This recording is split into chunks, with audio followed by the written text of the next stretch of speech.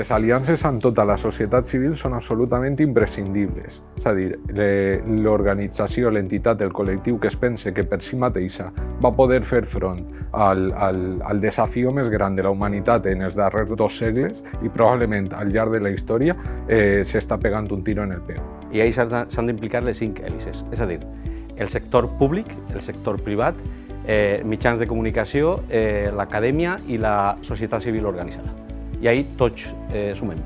Necessitem anar tots de la mà, totes de la mà, i intentar conèixer-nos entre nosaltres, cada un el que està fent i com podem unir forces per aconseguir arribar a aquesta transició, que també ha de ser transversal.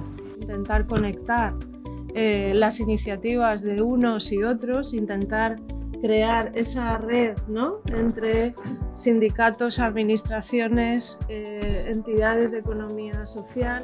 Aquest suport de les administracions, de les polítiques i aquesta connexió en sindicats, en altres tipus d'agents, el que fa és que anem molt més ràpid a produir aquesta transformació que considerem necessària. Ningú és imprescindible, però tots som necessaris.